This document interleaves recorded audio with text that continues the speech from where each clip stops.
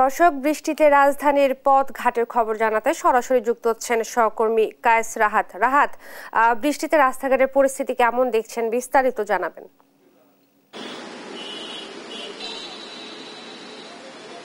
ধন্যবাদ ইসরাত। যেমনটি জানেন যে রাজধানী জুড়ে হচ্ছে বৃষ্টি এবং বঙ্গোপসাগরে গভীর নিম্নচাপের কারণে এই বৃষ্টি আজকে থেকে আরো 7 দিন অব্যাহত থাকবে বলে জানাচ্ছে আবহাওয়া অফিস।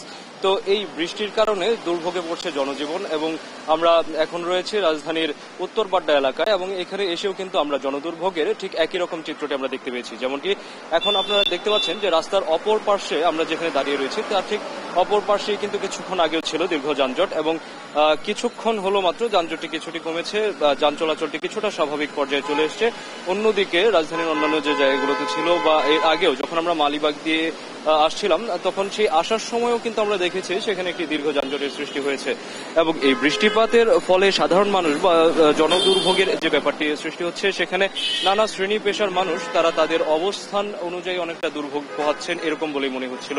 সেখানে দেখা যাচ্ছিল যে যারা অফিসগামী রয়েছেন তারা সাধারণত তাদের অফিস যাত্রার জন্য দুর্ভোগ পোহাচ্ছেন বা তারা যান খুঁজে পাচ্ছেন না।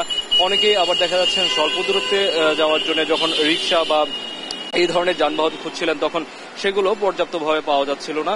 তো এর পাশাপাশি আমরা দেখেছি যে যখন রিক্সা চালকরা যারা রয়েছেন তারা অনেকেই এই বৃষ্টির কারণেই কিন্তু কিছুটা বাড়তি ভাড়া দাবি করছেন এবং ছাত্রছাত্রীদের কাছ থেকে যখন আমরা এই বিষয়টি নিয়ে জানতে চেয়েছিলাম তখন তারা যেটি বলছেন যে এই বৃষ্টির কারণে যেহেতু অনেক সময় যানবাহন পাওয়া যাচ্ছে না বা তারা তাদের সময় মতো তাদের স্কুল কলেজ বা অন্যান্য গন্তব্যে পৌঁছাতে পারছে না তখন এটাতে আসলে তাদের যে প্রক্রিয়াটা বা পড়াশোনার যে ব্যাপারটা সেটা ব্যাহত হচ্ছে এবং একই সাথে আমরা দরিদ্র শ্রেণীর কয়েকজন বা নিম্ন আয়ের যে মানুষজন ছিলেন তাদের কাছ থেকে যখন আমরা জানতে চেয়েছিলাম তখন তারা যেটি বলছেন যে বৃষ্টির কারণে তারা মূলত কাজ পাচ্ছেন না। আমরা এর আগেও কয়েকজন দিনমজুরের সাথে কথা বলেছিলাম, তারাও একই কথা জানালেন যে বৃষ্টির কারণে আজকে তাদের কাজ নেই, তো তাদের দৈনিক ইনকামের উপরেই তাদের আসলে পুরো পরিবারটা চলে। তো সেক্ষেত্রে তারা যখন কাজটি পাচ্ছে না তখন তাদেরকে মানবেতর জীবনযাপন করতে হচ্ছে।